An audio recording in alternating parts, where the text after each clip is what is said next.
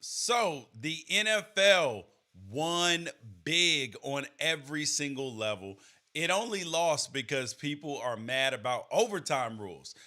Patrick Mahomes versus Josh Allen is the new Brady versus Manning, except better.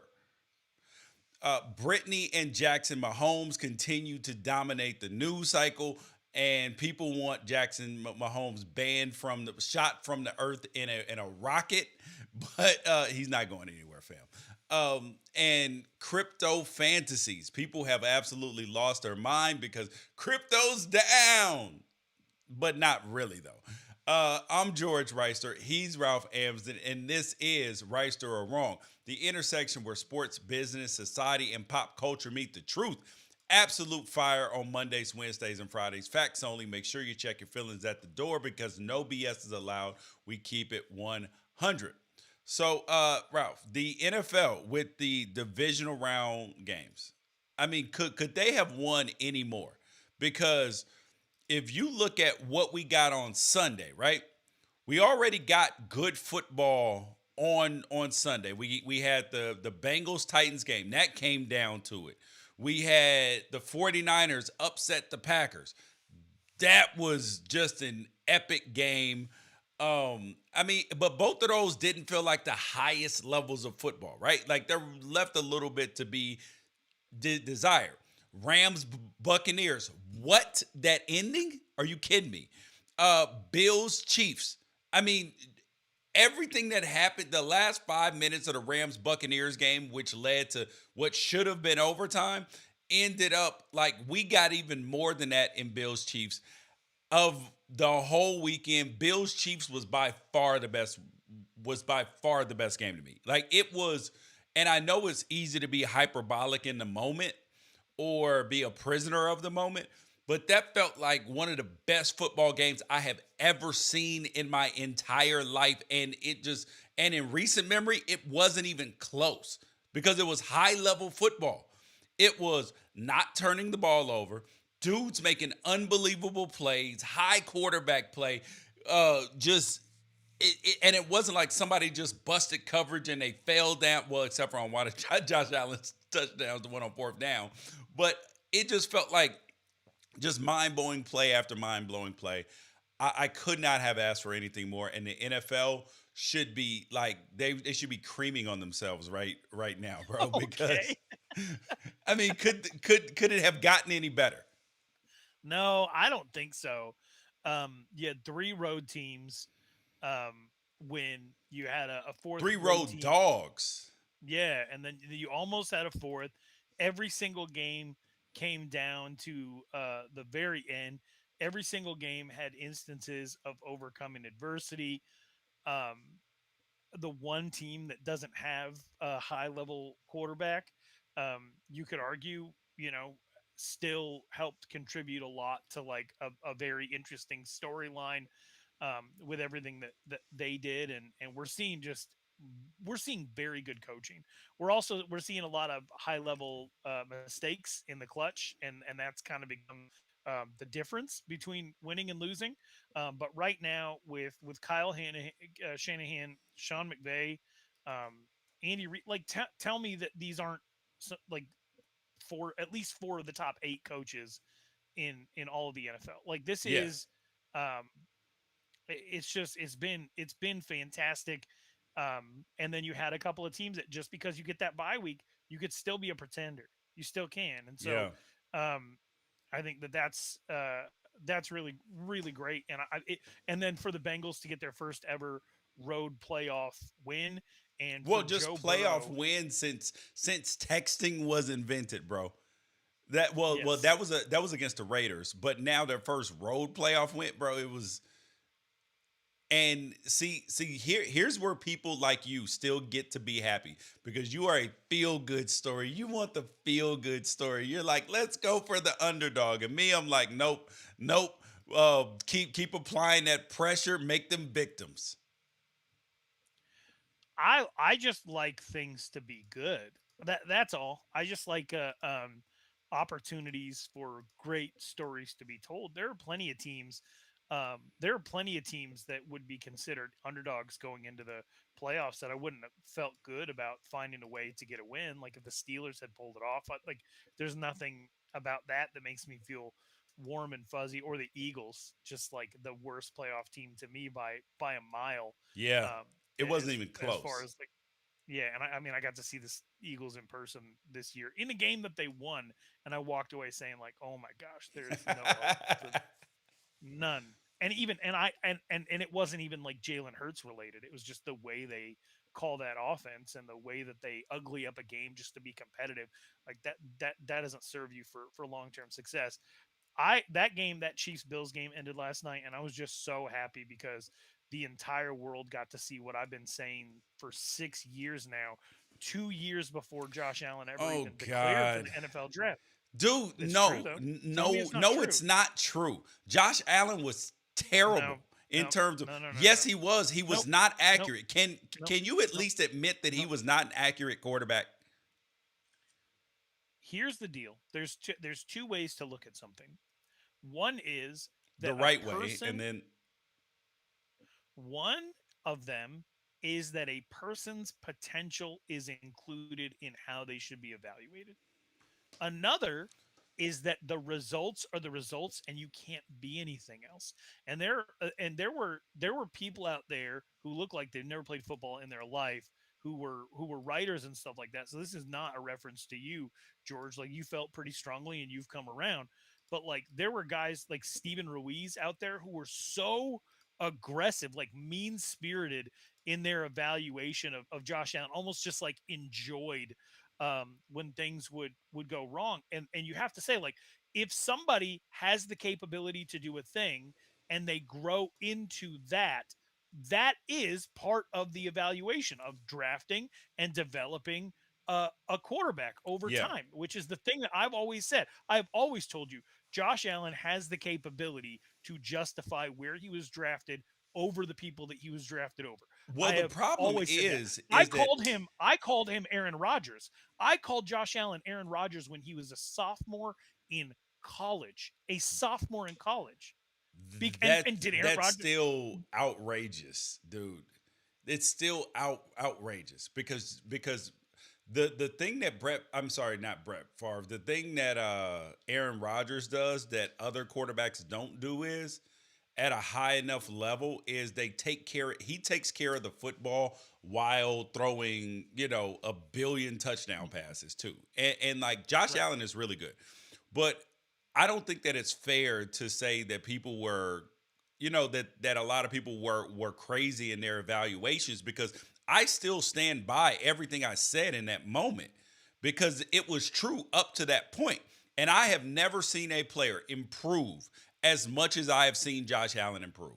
Like, and at You the the point is quarterback, you don't always get to. You don't always get to because not every quarterback is out there playing right away. With a guy like Aaron Rodgers, he's on the bench for 3 to 4 years.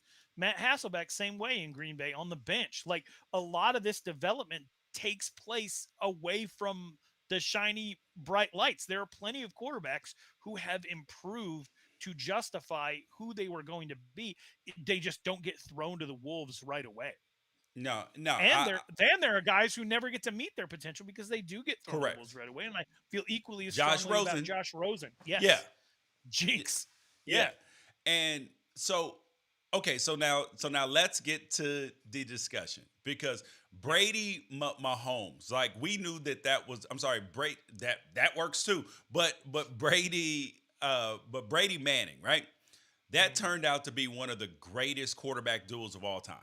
Like they Yeah. never let you down. It was going to be a good game. You had to fight to the finish, and now we're getting Mahomes and Allen, and it is Brady, and it's turning out already to be Brady Manning, but better because these dudes add another dimension to the game that they can pass at the highest level in the game, and they can add their playmaking with their legs, which just creates like more heroic plays where they're like dodging defenders, looking back at them, and then turning back around and then finding a guy wide open. Your mind is blown. My kid's a quarterback, and I'm just like, I don't know if he can do that. I don't because this is unbelievable stuff that we're watching, and it's taking, and it's not a slight to Brady Manning, but what we're watching is what they built upon, and now Yes. adding another dimension and level to it. So it's not, it's it. So I feel like I'm a person that people are like, oh my God, you're discounting the greats. No, it it's like taking what Dr. J was, right? Hmm. One of the greatest NBA players up to that point. And then the players now took what Dr. J did and took it to a next level. That doesn't Right. mean that if Dr. J had seen Dr. J, that he wouldn't have been where they are. He just so happened to be the trailblazer. So the next generation, the next iteration is better. Yeah. I would tell you, Chiefs is much must watch. I don't care who they're playing. It just doesn't Yes. matter. Feels Think like the about all the Warriors, games this right? year. Yeah, think about how we talked about for 8 to 10 days after the Chiefs beat um, Cleveland to open the year, about like just how fun it is. No matter who it is, no matter the situation, they're never out of it. They got held down by a quarter and a half by the Steelers, and then they scored 6 drives in a row. And I think the Warriors comparison is incredible for two reasons. One, people kind of hate the Chiefs now, Yep. which is hilarious to me because they were like the feel good. This is more fun than anything story, and then you just get those people that don't like to see people stay on top. They always want that cycling in and out. Like once you become the favorite, then you become the enemy. Some people just have that personality. I feel like I kind of had that coming up, but mostly I just was sick of the Bulls. Um, and I think that that's completely justifiable. But like I think when you look at the Chiefs, the innovation, the fact that they're never out of it, the fact that they have people at every position who might be the best at what they do. Pat Mahomes, Patrick. I know his mother hates when you call him Pat, but Patrick Mahomes is the fastest slow guy I've ever seen in my life. dude, Ever. dude, his legs do not look like a good athlete. And then he No. gets to waddling around, and you're like, it's like penguin feet. They're like, but Yeah, they're he like had giraffe feet at the same time. They're like, I don't know what they are, but they don't look athletic. He he doesn't had look like like he a spends any time in the gym. oh no, not at all. He had like a 4 yard run in the third quarter that had me walking around my den saying how how he just he's and his throws, the sidearm stuff, the one where he rolled directly into the pass rush, and then Yes, his release was so quick that he hit somebody in the back of the end zone. And then you have Josh Allen, who is a creative player. He yes, has he has Cam Newton's body and athleticism, and arguably not the best, because I know there's guys with better deep ball. We saw Matt Stafford hit one to win the Rams a game, and there's been Aaron Rodgers' arm is just something. It's just different than anything I've ever seen. But Josh Allen, when he lets that cannon go, what he does on like intermediate route, like 25 yards down the field, the way that ball he comes just out of his flicks it. hand, Just and it's unbelievable. And to have those two on the field at the same time, and to watch the things that they're willing to do to win, that was the yes, biggest thing. Is on that I on that like six that. minute drive, that 6 minute drive. Where the where the Bills thought that maybe they had put the game away, and then like four more touchdowns were scored after that. But on that 6 minute drive at the end of the fourth quarter, when he had to convert third down after third down after third down, and they just tried to keep setting up advantageous like yardage markers, they're calling designed runs for a quarterback in the fourth quarter of a game. And I'm watching him, and I'm like, that's what Kyler Murray won't do. Yep, Is he he he he is you can't. can't call a run for him. No, And Josh Allen is willing to put his body on the line to win, and Patrick Mahomes is willing to put his body on the line to win. And it's just to see those two you on the said field at the it. same time, and to see Patrick Mahomes sprint the moment that game-winning touchdown was caught, to see him sprint to Josh Allen to let him know how much he appreciated being able to compete on the same field as him, is everything that I was told sports was going to be when I Yeah. was like 10. That the idealist in me was just like, man, this is the Okay. best. Now explain this to me. Now Mhm. explain this to me, Ralph. Yeah. Explain this here. So this is the win probability chart, right? Yeah. So they this comes in the ESPN app and other apps and stuff like that. The win probability chart. So as you see when people go score and all that stuff. But do you see at the very end where the line goes up and down? That was the last 2 minutes of the game. Ralph, this is nearing 100% for the Bills multiple times. How on earth is there 25 points scored in less than 2 minutes? It was the most unbelievable thing ever. And I mean, and we're just watching, and it was one of those things where you thought you put away the Bills, right? With a minute and 3 seconds left. You're like, oh, Kansas City put the Bills away. And but then in the back of your mind, you're like, there's still enough time. They got timeouts. They go down and score, and then it's 13 seconds left. I mean, but just if you look at the range of emotions from the body language from both sidelines, the Chiefs with 13 seconds left were like, bruh. Like, well, the defensive players were. But it was funny because when they lined up on the first play, and they backed all the way up, and I saw them in like a little trips, and Tyreek Hill was right there. I was like, oh my God, they're going to pick up like 20 yards on this play. They're just going to catch it, throw it to him, and then zoom, 20 yards. And I'm like, they're going to be more than halfway home. But that play ended up being like 25 or 30 yards or something. And then the next play, they throw, I was like, as long as this is not an incompletion, they're going to get a field goal. He throws it to Kelsey, wide ass open.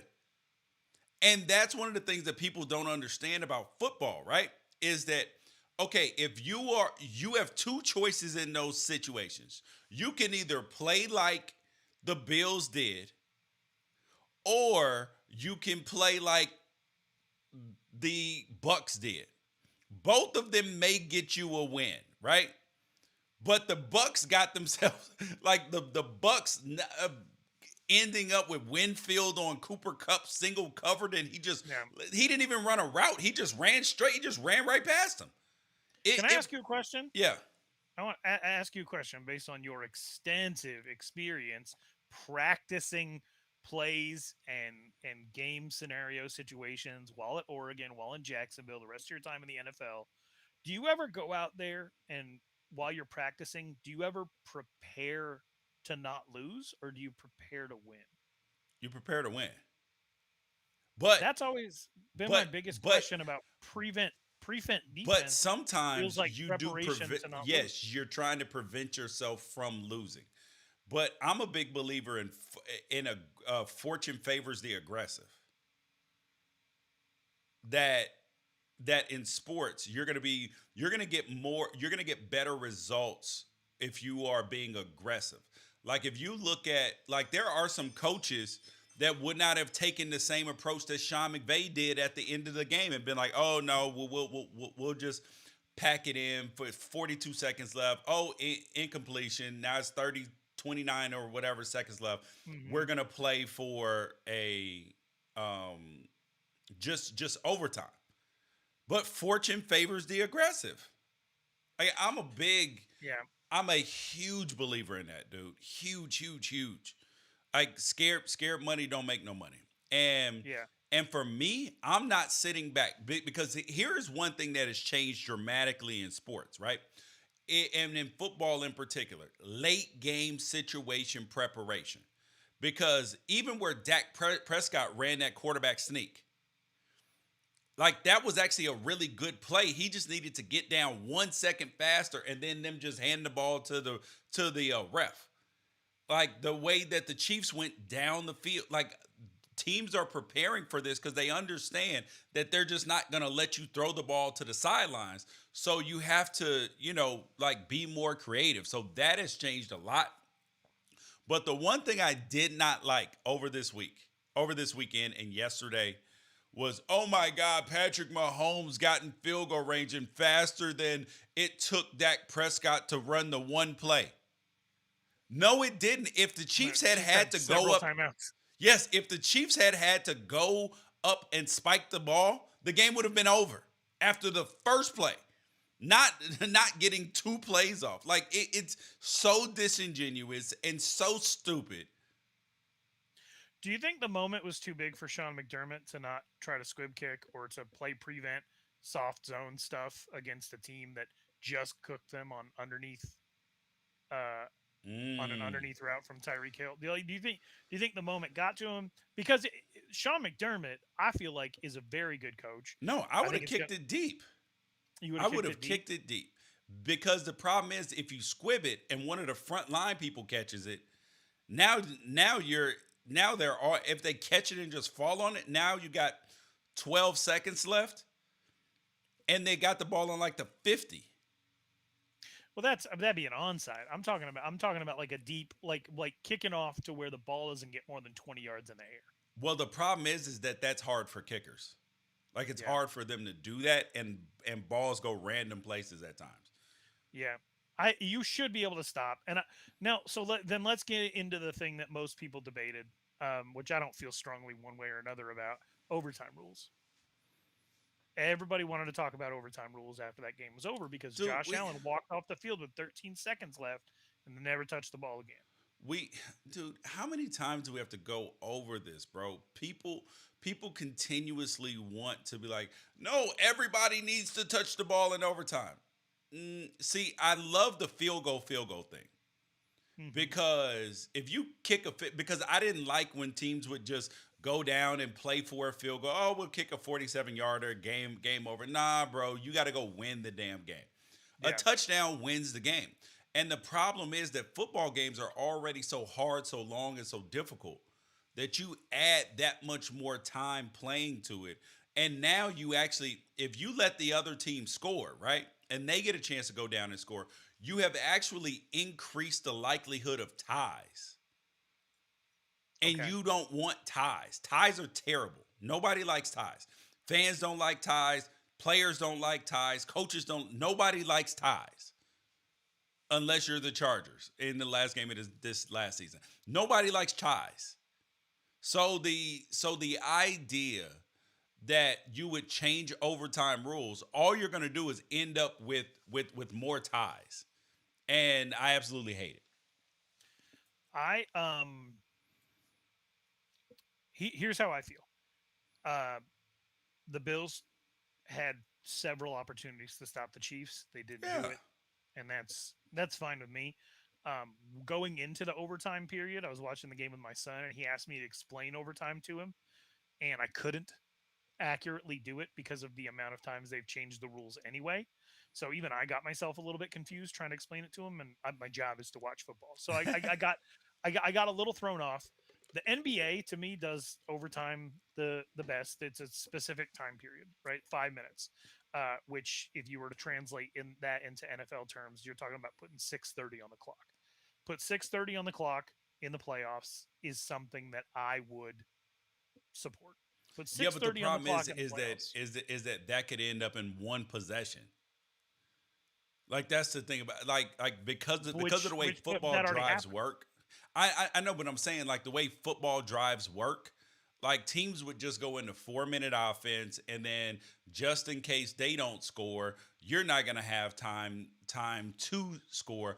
Dude, like we have to You get would out say of the. that, but we had 25 points scored in 2 minutes in this game. So Yeah, I, but I do. If we we're just gonna do have to get anything, out of I would love for the the time to just be a crybaby thing. time.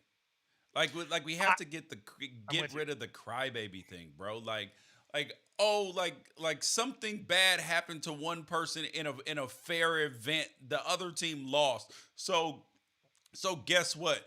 Then we should change the rules. No, man. The rules are what made the game so great. Yeah. The changing of the rules would only like this is the same crowd that yells about uh, a fumble going out of the end zone and it being called a touchback and the other team getting the ball. It's the most punitive rule in all the sports. We need to change it. Shut up. Shut up. You're crying. Don't fumble the football. I mean, it's simple. There. I mean, Yeah. yes, there are. See, it's just like life, right? Sometimes you do some things, right, that are like like where I said that when I was younger, I drove 150 miles an hour on 9A, right? In my brand new Mercedes Benz CLS 63. 150 miles an hour. Was that after I slowed down, I was like, oh my God, that was a bad decision. I could have died if I hit a pothole, anything. That was a bad decision, right? I was Right. sober, but there are a lot of people who did the same thing.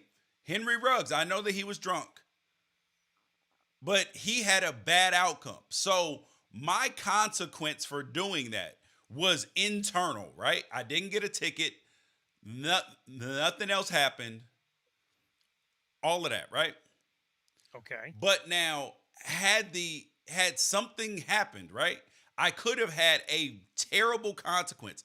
I could have died. I could have killed somebody else. All of those things. It is works the same way in sports. I know that that's an extreme example, but the idea that consequences are supposed to be equal at all times, it doesn't work that way in life, and it damn sure don't work that way in sports. Because sometimes you fumble the football like the Buccaneers did at the when Tom Brady got strip sacked in the fourth quarter by Von Miller.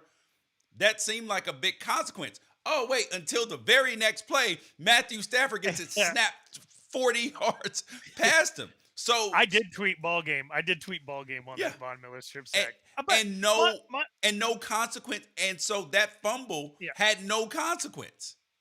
I get very frustrated when people say a coin decided the game because it's just not true. Correct. It's just not true. Like the defense and the offense, it's yin and yang. It's equal part. The defense did not do its job. It did not prevent the Chiefs from going down and scoring a touchdown. And that is what you prepare for as a general manager, as a head coach, as personnel on the team. You prepare to be able to stop a team so that you can get the ball back. They failed in that. Do you know a bigger Josh Allen fan than me? No, no, I don't think there is one that doesn't have his last name.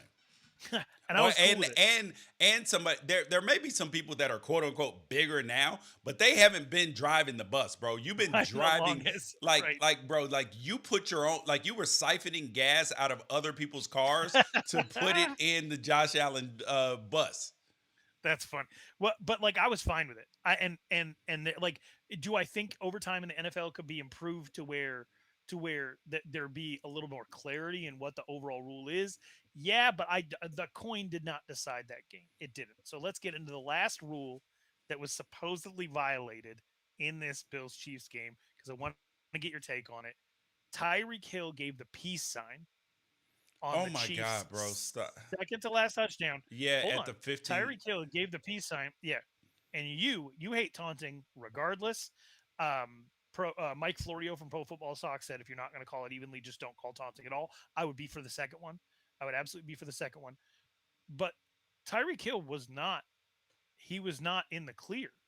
He was actually like somebody had an angle on him. Yes. And he was behind them. He was like, he flashed adios. the peace sign. At the 15-yard line, there was people around him, and he was just like, bro, I'm gone, though.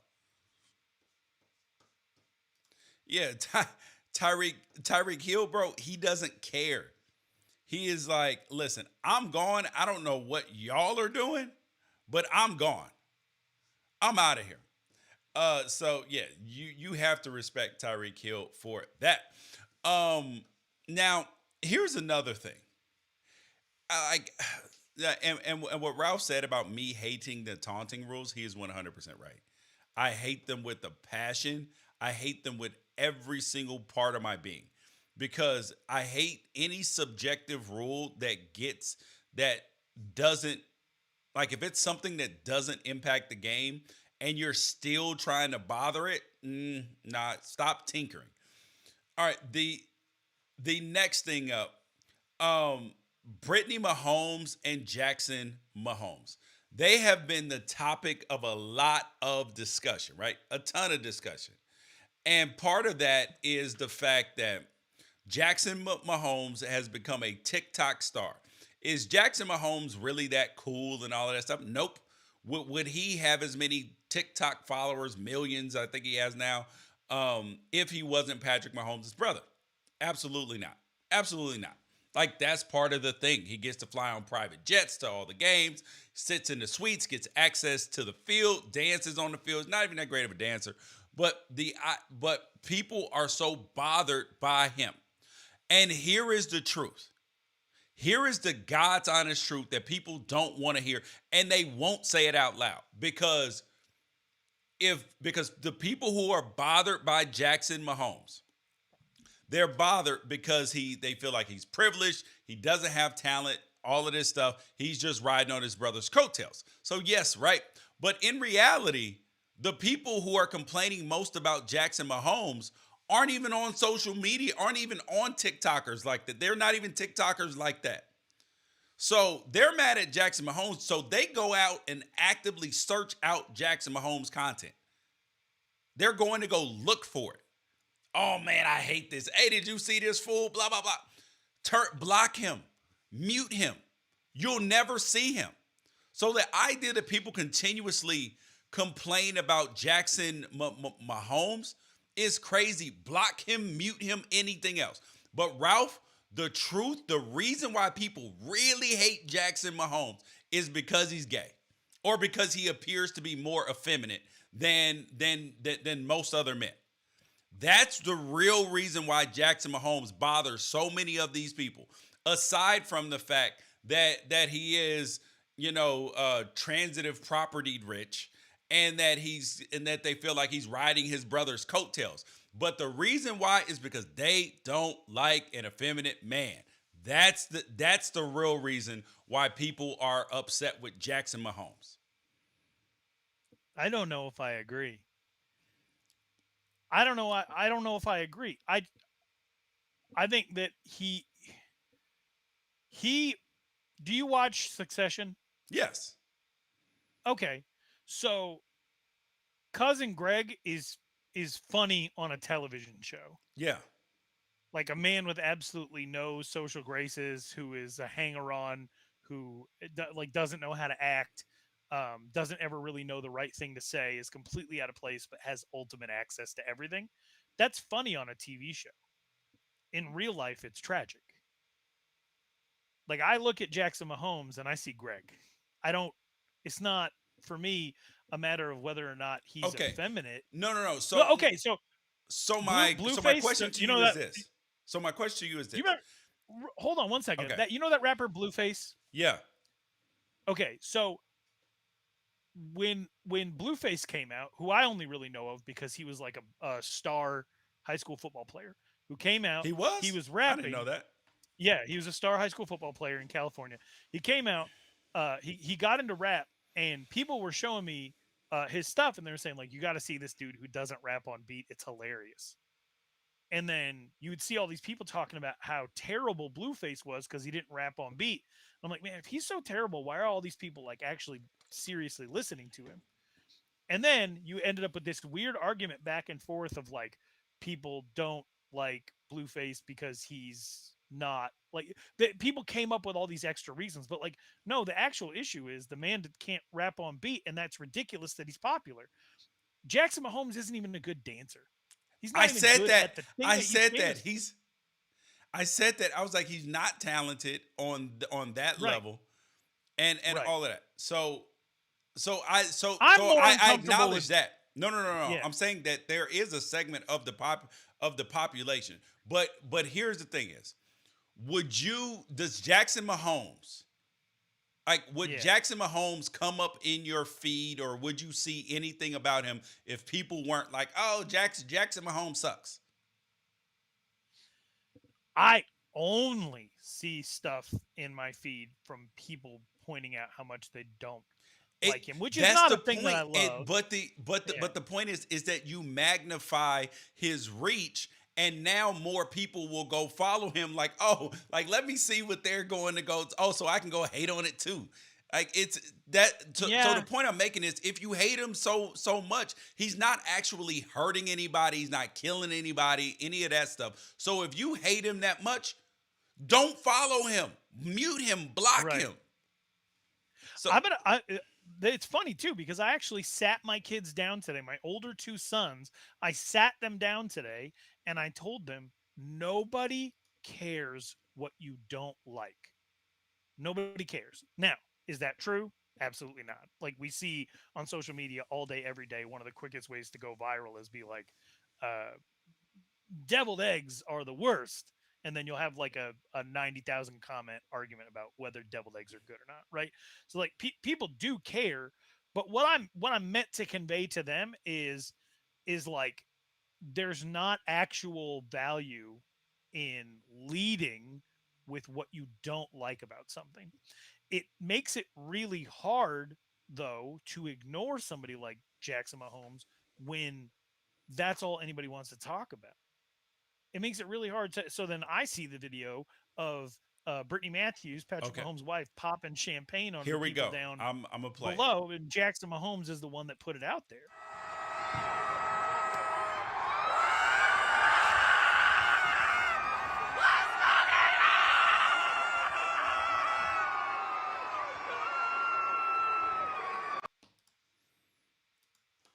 So if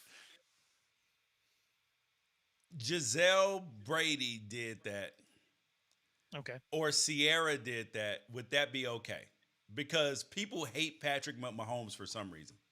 Or if Aisha, actually, People love Patrick Mahomes. People love Mahomes. They do not like his family members. yes. So if Aisha Curry, people hate Aisha Curry for some reason. So okay, so we'll leave her out of it. So if Giselle, but then they hate Giselle a little bit too. Why do they hate players' wives so much? They hate Because there are a Stafford's lot wife of too. people. There are a lot of people out there that think that they should just be an accessory, that a wag should be an accessory. There's a lot of people who think that way. Okay. Seen Well, not heard. Seen okay. not heard. Like So what she did that bad? I I found it to be incredibly uh questionable after the fact. Like in the moment I'm sure that like, oh, that's the moment. Looking back on it afterward is like looking back on photos of yourself in junior high. Like, why Yeah. did I comb True. my hair that Yeah. way? Why did I look like that? Why did I dress that way? What was I doing? Like looking back the morning after all the dust has settled, I'm like, she just soaked a bunch of people in alcohol who were about to get in their car and drive home. It reminded Yeah. me of that scene from Tommy Boy of like, they're never gonna believe I wasn't Yeah. drinking. So Like, and that see, and what if your kids were had down? that If been I in had the my kids down there, yeah, I'd be if I had my pissed. kids down there and they got soaked in champagne, I'd be like, man, what the hell are you doing? Okay, if it were the Super Bowl, I would feel better. I would feel actually no because that's not going to be Chiefs fans. And then she might have actually hit some Bills